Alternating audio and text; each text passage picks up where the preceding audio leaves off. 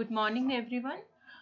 आज हम बात करेंगे ह्यूमन ज्योग्राफी में जो मानव जनजातीय टॉपिक है सेकेंड यूनिट में, उसमें संथाल के बारे में। संथाल जो है भारत की गौंड जनजाति के बाद सबसे बड़ी दूसरे नंबर की जनजाति है और इनकी संख्या जो है वो 2001 में लगभग 60 लाख से अधिक थी, जो कि मुख्य रूप से छोटा नागपुर पठार में क्षेत्र में निवास करते थे। आज इनकी संख्या और बहुत उस क्षेत्र में और अधिक बढ़ गई है। संथाल जो है ये मुख्य रूप से स्थायी कृषक हैं और कुछ लोग जो हैं वो मूल निवास क्षेत्र से दूर खानों में, बागानों में मजदूरी भी करने लगे हैं। ये लोग पहाड़ी और वन क्षेत्रों में निवास करना ही पसंद करते हैं और वर्तमान में मैदानी भागों में ये लोग खेती भी करने लगे हैं, लेकिन इनकी आवाज़ जो है वो कच्चे होते हैं, साथ ही साथ वो साफ सुथरे भी होते हैं। ये आप अगर फोटो देखेंगे तो संथाल लोगों की है। अब अगर हम इनके निवास क्षेत्र की बात करें तो संथालों का मुख्य निवास क्षेत्र जो है वो बिहार और झारखंड का जो छोटा नागपुर पठार है वहां पर है। यहाँ संथाल परगना, पलामू, रांची, हजारीबाग जनपद में संथाल जो है ये मुख्य रूप से रहते हैं। पश्चिमी बंगाल के वीरभूमि, उड़ीसा के कटक के निकटवर्ती क्षेत्रों में भी इनका निवास क्षेत्र फैला हुआ है। संथाल परगना जो है उसी के नाम पर संथाल जो है वहां पर संथाल लोगों की अधिकता होने के कारण इनका नामकरण जो है संथाल परगना नाम पड़ा। संथाल परगना का नाम जो है वो उस क्षेत्र में संथाल लोगों की अधिकता के कारण ही पड़ा है। संथाल परगना रांची शहर के पूर्वी भाग में 200 से 250 मीटर ऊंचाई पर स्थित है और ये लावा निक्षेप से निर्मित है। यह बीच बीच में नदियों और पहाड़ियों से विच्छिन्न भी है। अब अगर हम इस क्षेत्र की जलवायु की बात करें तो ये यहाँ पर उष्ण कटिबंधीय मानसूनी जलवायु मिलती है, जहाँ की गर्मी में तापमान जो है वो 40 से 45 डिग्री सेल्सियस रहता है, जबकि शीतकाल में 10 डिग्री सेल्सियस से कम तापमान मिलता है। यहाँ पर वर्षा मुख्य रूप से जून से सितंबर तक होती है और औसत वार्षिक वर्षा का प्रतिशत जो है औसत वार्षिक वर्षा जो है वो 170 से लेकर 180 सेंटीमीटर तक होती है। साथ ही साथ यहाँ शीतकाल में भी 10 सेंटीमीटर तक वर्षा होती है। पर्याप्त वर्षा होने के कारण पहाड़ और पठारी ढाल जो है वो वनों से आच्छादित हैं। अब अगर हम इनके शारीरिक लक्षणों की बात करें संथाल लोगों की, तो ये लोग काले रंग के औसत कद वाले होते हैं। इनकी नाक चौड़ी, सिर गोल होता है और भारत की मूल जनजाति जो है, मूल प्रजाति जो है द्रविड़, उन लोगों से ये लोग संबंधित हैं। इनकी शारीरिक बनावट के अनुसार ये दक्षिण पूर्वी एशिया के मलाया, जावा, हिंदेशिया के आदिवासी लोग जो है उन लोगों से मेल खाते हैं। ये अगर आप देखेंगे तो इस मैप में संथाल का निवास क्षेत्र जो है वो बताया हुआ है। ये भारत के मैप में अगर आप देखें तो इस क्षेत्र को यहाँ पर बड़ा करके दिखाया हुआ है और ये जो ग्रीन कलर से जो एरिया दिखाया हुआ है, यहाँ पर मुख्य रूप से संथाल्स जो हैं ये लोग मिलते हैं, रहते हैं। शारीरिक लक्षण की हम बात कर चुके हैं। अब हम बात करते हैं भोजन की। तो इन लोगों का चावल और मक्का मुख्य भोजन है। मक्का, ज्वार, बाजरे की रोटी ये लोग खाते हैं और गाय बकरी का दूध भी पीते हैं। संथाल लोग मुर्गी और बकरी का मांस भी खाते हैं, जबकि जब उनकी कमी होती है, मतलब अन्न की जब इन लोगों को कमी होती है, और ये लोग शराब तंबाकू के प्रेमी हैं। दूध दोहना ये लोग लेकिन नहीं जानते हैं। अगर वस्त्र और आभूषण की बात करें तो संथाल लोग जो है वो पठारी भागों में रहते हैं और ये लोग कम वस्त्र धारण करते हैं। पुरुष ऊंची धोती पहनते हैं, स्त्रियां साड़ी पहनती हैं। विशेष अवसरों पर पुरुष जो है वो सिर में पगड़ी बांधते हैं और स्त्रियां श्रृंगार भी करती हैं। स्त्रियां जो है वो नकली मोती, फूल, मूंगा की माला, चांदी, लोहा, पीतल के आभूषण पहनती हैं और पीतल के आभूषण जो है इनके वो बांका और बटरी कहलाते हैं। ये पैरों में चांदी के सकिया, खागा, हाथ में चूड़ियां और गले में चांदी का हार, जिसे सिकुड़ी माला कहते हैं, भी पहनती हैं।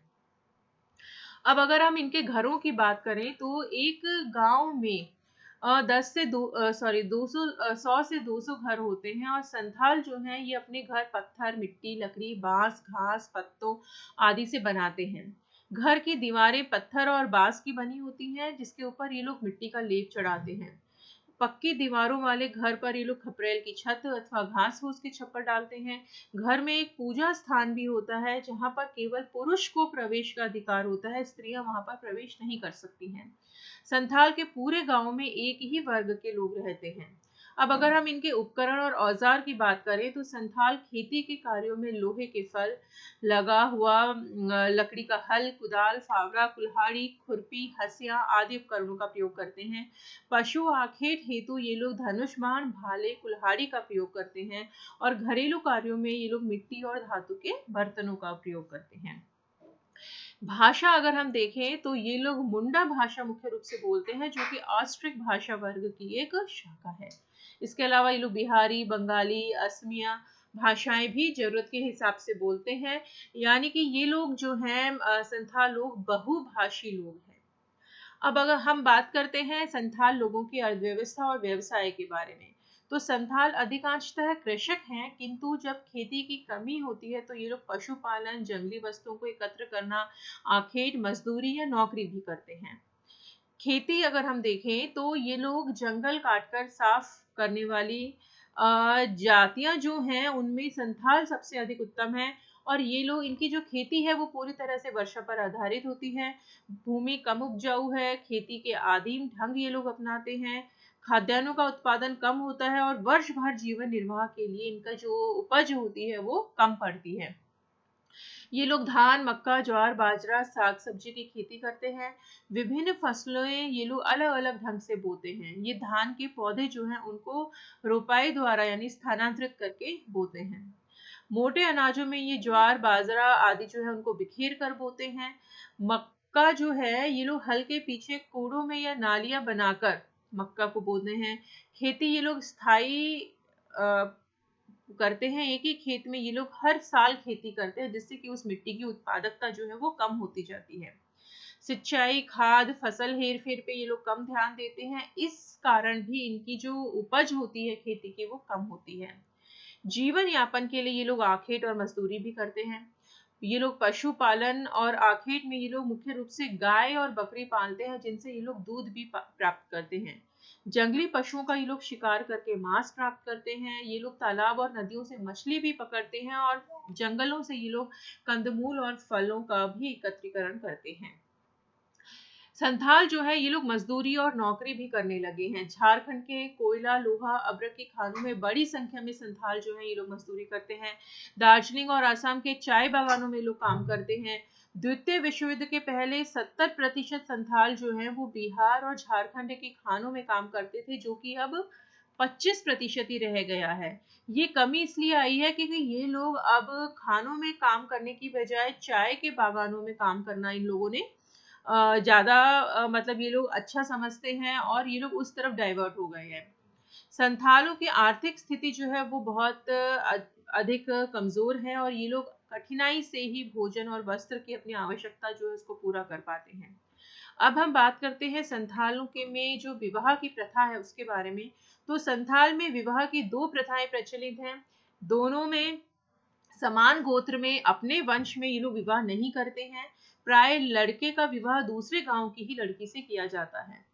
विवाह में इनमें साधारण विवाह जो होता है उसमें लड़के का पिता जाकर लड़की के पिता से विवाह का प्रस्ताव रखता है। लड़के का पिता बारात की दावत हेतु लड़की के पिता को धन देता है।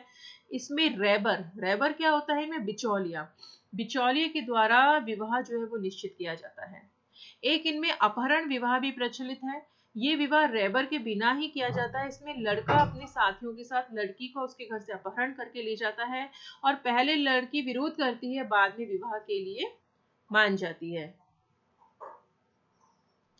इस प्रथा में लड़की के पिता का ज्यादा आदर किया जाता है और वर्तमान में लेकिन ये प्रथा जो है अपहरण विवाह वाली कम हो गई है। संथाल लोगों में विधवा विवाह का भी प्रचलन देखने को मिलता है। अब हम बात करते हैं इनके समाज व्यवस्था और संस्कृति की। तो संथाल मुख्य रूप मुख्यतः प्रकृति के पूजक हैं। किसी विशेष धर्म को ये लोग नहीं मानते हैं। ये लोग भूत प्रेत में भी विश्वास करते हैं। संथाल पुनर्जन्म में भी विश्वास करते हैं। ये लोग मृतात्मा की भी पूजा आराधना करते हैं। दाह संस्कार करते हैं। ये लोग अवशेषों को ये लोग दामोदर नदी में बहाते हैं। और मारण बरु जो है वो इनका प्रमुख देवता है, जिसकी मूर्ति बनाकर संथाल लोग गांव के माझी स्थान जो है वो देव स्थान होता है, उसमें पेड़ के नीचे रखते हैं। ये लोग गाय को पूज्य मानते हैं और सोयाराम त्योहार पर गाय की पूजा करते हैं। सामाजिक जीवन में इनके बदलाव जो आ रहा है, अगर हम इसकी बात करें तो मार्टिन ऑरेन ने द संथाल लिखी है 1956 में। उसमें लिखा था इन्होंने कि संथाल लोग अब स्थायी कृषक के रूप में कार्य करने लगे हैं। यातायात और आवागमन साधनों के विस्तार, बाजार विस्तार, सरकारी संरक्षण, जनसंख्या वृद्धि से औद्योगिक क्षेत्रों में इनका प्रवास करने से इनके जीवन स्तर में भी परिवर्तन हुए हैं। शिक्षा का भी प्रचार प्रसार हुआ है तथा लोगों का एक विकसित प्रादेशिक संगठन है जो पंचायती व्यवस्था पर आधारित है।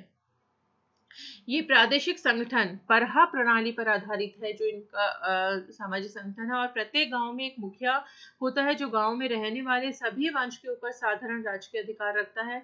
ये लोग अनेक गोत्र समूहों में विभाजित है। समूह के सभी ग्रामवासी सामाजिक कार्यों में सामूहिक रूप से भाग लेते हैं और एक दूसरे की सहायता के लिए हमेशा तैयार रहते हैं।